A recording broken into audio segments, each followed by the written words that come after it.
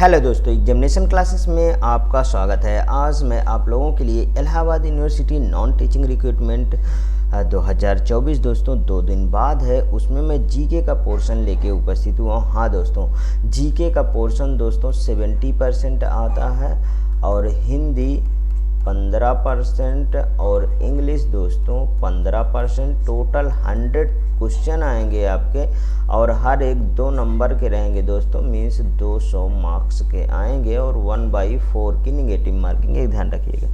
चलिए पहला क्वेश्चन देखिए दोस्तों। रोमन गणराज्य जो 509 ईसा पूर्व से 27 ईसा पूर्व तक कायम रहा का तख्ता पलट डैश ने किया, जो कि जूलियस सीजर का दत्तक पुत्र तथा उत्तराधिकारी था। कैसरसेस था, कालिगुला था, ऑगस्टस था कि डायरियस था? कौन था दोस्तों? इसका क्या सही है ऑप्शन? तो दोस्तों ऑगस्टस, याद कर लीजिए, बिल्कुल ऑगस्टस था। रोमन गणराज्य कब से कब तक था दोस्तों? तो यहाँ पे लिख लीजिए 509 ईसा पूर्व से 509 ईसा पूर्व 27 ईसा पूर्व, 27 ईसा पूर्व, ध्यान रखिएगा, 27 ईसा पूर्व तक कायम रहा है। रोमन गणराज्य का तख्ता पलट ऑगस्टस ने किया था, जो कि जूलियस सीजर का दत्तक पुत्र था। क्या था दोस्तों? दत्तक पुत्र। दत्तक पुत्र किसे कहते हैं दोस्तों? जो गोद ले लिया जाता है, ठीक है, जो गोद ले लिया जाता है उसे कहते हैं दत्तक पुत्र। नेक्स्ट क्वेश्चन, 711 ईस्वी में अरब सेनापति डैश ने सिंध पर विजय प्राप्त की थी, जो खलीफा के क्षेत्र का एक हिस्सा बना गया, मतलब बन गया, यहाँ पर होना चाहिए दोस्तों बन गया, ठीक है, बन गया। तो इसका ऑप्शन कौन सा सही है दोस्तों? कुतुब उद्दीन ऐबक, मोहम्मद बिन तुगलक, मोहम्मद बिन कासिम, मोहम्मद गौरी, कौन सा सही है नेक्स्ट क्वेश्चन का? तो दोस्तों मोहम्मद बिन कासिम सही है। क्वेश्चन पहले देख लीजिएगा। 711 ईस्वी में अरब सेनापति ने सिंध पर विजय प्राप्त की थी, जो खलीफा के क्षेत्र का एक हिस्सा बन गया, वो क्या है? मोहम्मद बिन कासिम था दोस्तों। देखिए, अरबों के भारत पर पहले के प्रथम प्रमाण कब से कब तक मिलते हैं? तो 636 से दोस्तों 37 ईस्वी के आसपास मिलते हैं, लेकिन इन मामलों का उद्देश्य सिर्फ लूट मार करने तक सीमित था, ना कि राज्य विस्तार करना था। 711, याद करिए, 711 से 12, वो 1 साल का मात्र समय ईस्वी में अरबों मोहम्मद बिन कासिम के नेतृत्व में सिंध पर आक्रमण किया गया था। कहाँ पे दोस्तों? सिंध पर आक्रमण किया गया। मोहम्मद बिन कासिम ने रावर के युद्ध में राजा दाहिर, कौन सा राजा दोस्तों था? दाहिर, राजा दाहिर, राजा दाहिर को पराजित करके ने के बाद तत्कालीन सिंध पर कब्जा किया था, तत्कालीन सिंध पर कब्जा किया था। तो दोस्तों तभी से ये सब मतलब यहाँ पर फिर सत्ता वाली बात आ गई थी। चलिए दोस्तों नेक्स्ट क्वेश्चन देखते हैं। गोवा के चर्चों और कॉन्वेंट को किसके द्वारा बनवाया गया था? बताइए, अंग्रेज, डच, पुर्तगाली कि मुगल, किसके द्वारा बनवाया गया था? तो दोस्तों पुर्तगालियों के द्वारा बनवाया गया था। कॉन्वेंट को किसके द्वारा गोवा के चर्चों और कॉन्वेंट को किसके द्वारा बनवाया गया था? तो वो पुर्तगालियों के द्वारा बनवाया गया था। नेक्स्ट क्वेश्चन, निम्नलिखित में से कौन सी लंबवत विस्तार की दृष्टि से हिमालय की 3 समानांतर श्रेणियों में से एक नहीं है? शिवालिक, हिमशिखा, हिमाचल, हिमाद्री, कौन सा नहीं है? तो दोस्तों हिमशिखा नहीं है, ध्यान रखिएगा। देखिए, हिमाद्री भी है, शिवालिक भी है और हिमाचल भी है, ये तीनों आते हैं।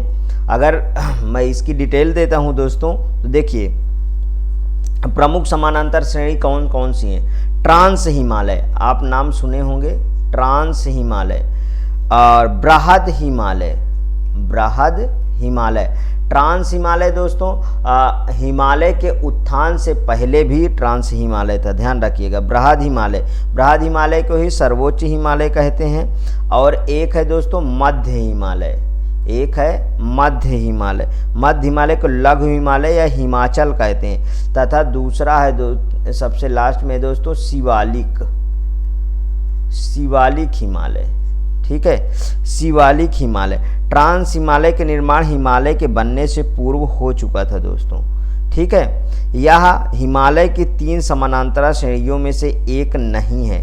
ट्रांस हिमालय के अंतर्गत शामिल 3 श्रेणियां निम्न है, जैसे काराकोरम, लद्दाख, जास्कल, ये सब आते हैं। काराकोरम पर्वत श्रेणी में 4 प्रमुख ग्लेशियर पाए जाते हैं। कौन कौन से? सियाचिन, हिस्पर, बैफ्रो और बाल्टोरा, ठीक है, बाल्टोरा पाया जाता है। विश्व की 10 सबसे ऊंची चोटियां दोस्तों बृहद हिमालय के अंतर्गत आती हैं, जिनमें से सबसे जो हैं जैसे एवरेस्ट, कंचनजंगा, कमालू, धौलगिरी और अन्नपूर्णा, ये सब किसके अंतर्गत आती हैं? ये सब दोस्तों आती हैं बृहद हिमालय में, ध्यान रखिएगा। नेक्स्ट क्वेश्चन पे आ जाइए दोस्तों। निम्न में से कौन से राज्य में अष्टमुंडी झील स्थित है? आंध्र प्रदेश, केरल, तमिलनाडु, महाराष्ट्र, किस में स्थित है दोस्तों? बहुत अच्छा क्वेश्चन है दोस्तों, तो इसका बी ऑप्शन सही है, केरल में। देखिए अष्टमुंडी झील कहाँ पे है? केरल में है। कोलेरू झील आंध्र प्रदेश में, यहाँ लिख लीजिए कोलेरू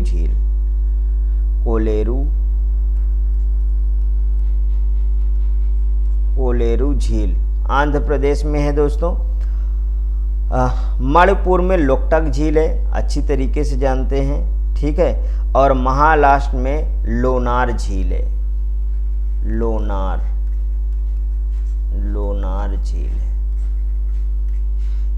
झील है। नेक्स्ट क्वेश्चन, क्षेत्रफल की दृष्टि से भारत में किस राज्य में सबसे अधिक वन क्षेत्र हैं? ओडिशा, मध्य प्रदेश, केरल, महाराष्ट्र। बहुत अच्छा क्वेश्चन है दोस्तों, मध्य प्रदेश से सब जानते हैं आप भी। नेक्स्ट क्वेश्चन, भारतीय संविधान के अनुच्छेद डैश में कहा गया है कि सामाजिक और शैक्षिक रूप से पिछड़े वर्गों के लिए एक आयोग होगा, जिसे राष्ट्रीय पिछड़ा वर्ग आयोग के रूप में जाना जाएगा। 243Y1, 243S1, 124A1 की 338B1, बताइए कौन सा सही है? तो दोस्तों इसका ऑप्शन जो है डी सही है, बिल्कुल से 338B1 मीन्स भारतीय संविधान के अनुच्छेद 338B1 में कहा गया है कि सामाजिक और शैक्षिक रूप से पिछड़े वर्गों के लिए एक आयोग होगा, जिसे राष्ट्रीय पिछड़ा वर्ग आयोग के रूप में जाना जाएगा। 102वां संविधान संशोधन अधिनियम 2018 इस आयोग के संवैधानिक दर्जा देता है। कौन सा है दोस्तों? 102वां, ठीक है, 102वां। और कब हुआ है? 2018 में, ध्यान रखिएगा। भारतीय संविधान के अनुच्छेद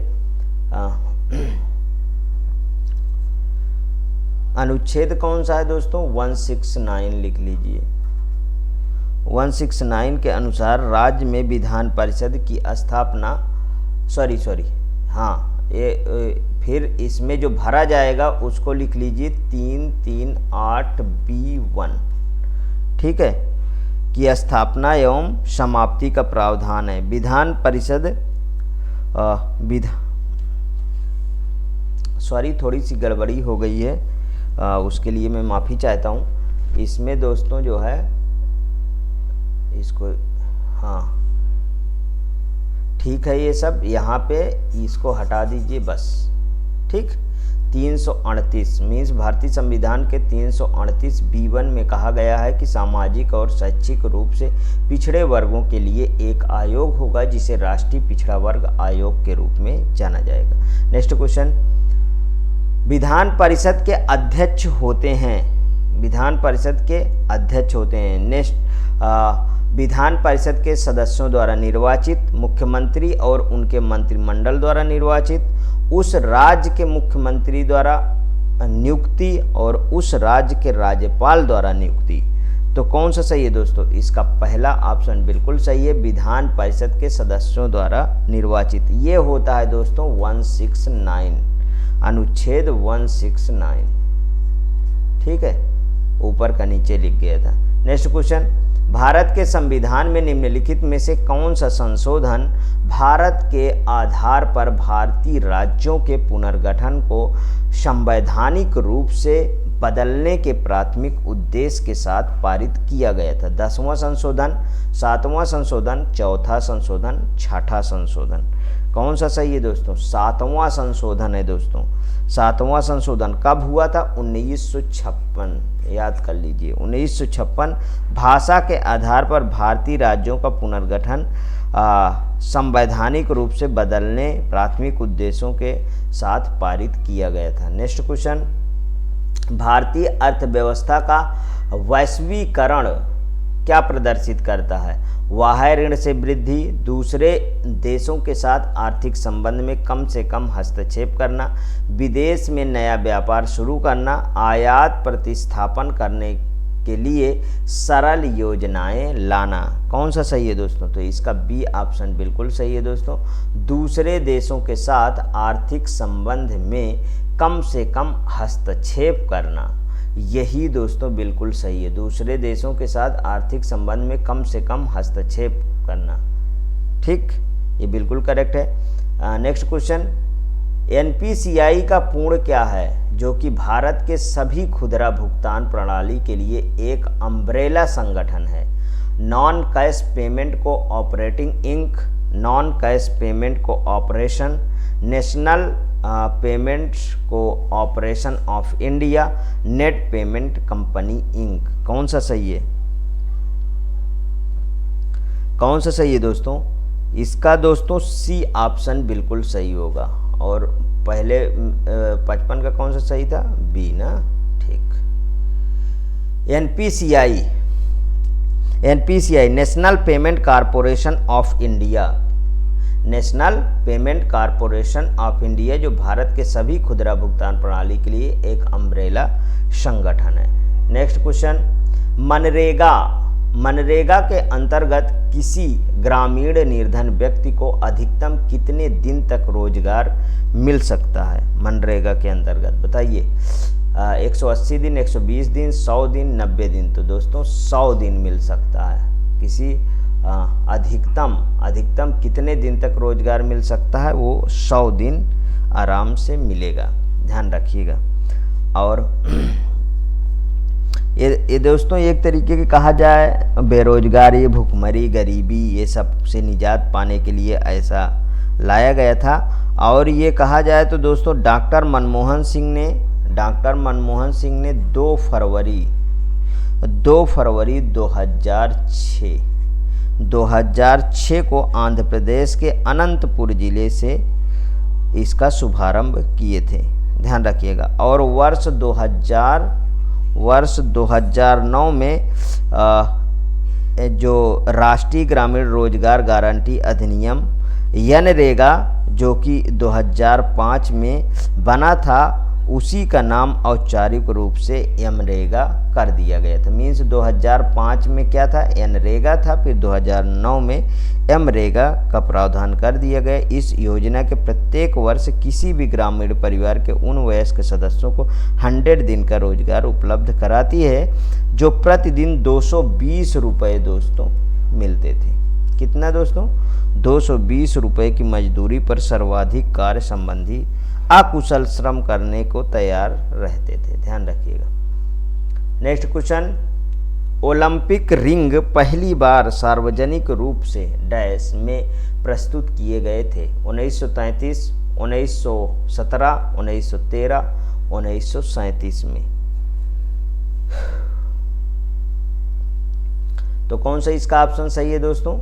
1913। ओलंपिक खेल विश्व का सबसे बड़ा खेल आयोजन है दोस्तों। इसके 6 प्रमुख स्तंभों में से एक ओलंपिक रिंग या छल्ले होते हैं। ये 5 प्रमुख महाद्वीप एशिया इस तरीके बने रहते हैं दोस्तों, इस तरीके।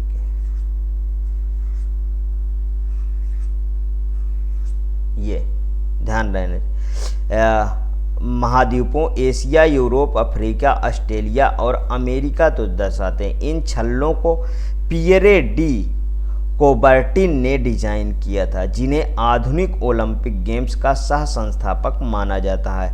इनको सार्वजनिक रूप से पहली बार 1913 दोस्तों 1913 में प्रस्तुत किया गया था। अन्य 5 स्तंभों जैसे ओलंपिक ध्वज, ओलंपिक शुभंकर, ओलंपिक मशाल, ओलंपिक मोटो होते हैं। नेक्स्ट क्वेश्चन, हमारे देश की सबसे प्राचीन भाषा कौन सी है? हिंदी, पाली, संस्कृत, उर्दू? बताइए कौन सा सही है? हमारे देश की सबसे प्राचीन भाषा कौन सी है? सबसे प्राचीन भाषा हमारे देश की दोस्तों जो सबसे प्राचीन भाषा है वो है संस्कृत। ठीक है, ठीक। और देखिए पहले जितना रामायण महाभारत ये सब संस्कृत में ही लिखे गए हैं। ठीक है, तो पुराने से संस्कृत ही चली आई है दोस्तों।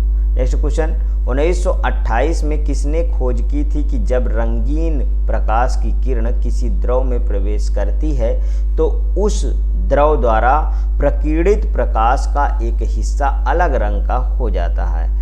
S.N. बोस ने, जॉन टिंडल ने, कि C.V. रमन ने, कि लॉर्ड रेले ने? कौन खोज किया था? कौन खोज किया था दोस्तों? C.V. रमन ने, हमारे भारतीय वैज्ञानिक जो हैं। ये 28 फरवरी याद कर लीजिए, 28 फरवरी 1928 को कोलकाता में हुई तथा इसके लिए 1930 में इन्हें नोबेल पुरस्कार दिया गया है। और महान वैज्ञानिक C.V. रमन द्वारा खोजा गया रमन प्रभाव फोटॉन कणों के लचीले वितरण के बारे में है। यह खोज 28 फरवरी 1928, ध्यान रखिएगा। नेक्स्ट क्वेश्चन, 22 से 25 फरवरी 2023 तक G20 संस्कृत कार्य समूह की पहली बैठक किस शहर में आयोजित की गई? दोस्तों अब करंट के क्वेश्चन आ गए, ध्यान रखिएगा।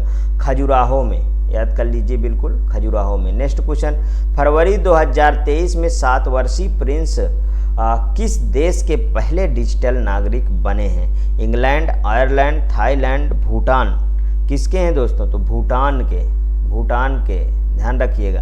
नेक्स्ट क्वेश्चन, फरवरी 2023 में किस देश की महिला क्रिकेट टीम ने 6ठी बार ICC T20 विश्व कप ट्रॉफी जीती है? West Indies, England, Australia, New Zealand? कौन सा सही है दोस्तों? तो ये है ऑस्ट्रेलिया दोस्तों। फरवरी 2023 में किस देश की महिला क्रिकेट टीम ने 6ठी बार ICC T20 विश्व कप ट्रॉफी जीती है? तो वो है दोस्तों ऑस्ट्रेलिया, ध्यान रखिएगा। ये बहुत अच्छे क्वेश्चन है, बार बार रिपीट करेंट होते हैं ये। नेक्स्ट क्वेश्चन, किसने 9 फरवरी 2023 को नई दिल्ली में मिशन अंत्योदय सर्वेक्षण मीन्स मास 2022 से 23 का उद्घाटन किया है? गिरिराज सिंह, ज्योतिरादित्य सिंधिया, अनुराग ठाकुर, अमित शाह? कौन सा सही है दोस्तों? तो दोस्तों इसका ये बिल्कुल ऑप्शन सही है। 9 फरवरी 2023 को दिल्ली में मिशन अंत्योदय सर्वेक्षण मीन्स मास 2022-23 का उद्घाटन गिरिराज सिंह ने किया। फरवरी 2023 में चक्रवात ग्रेबियल के कारण किस देश ने राष्ट्रीय आपातकाल घोषित किया? संयुक्त राज्य अमेरिका,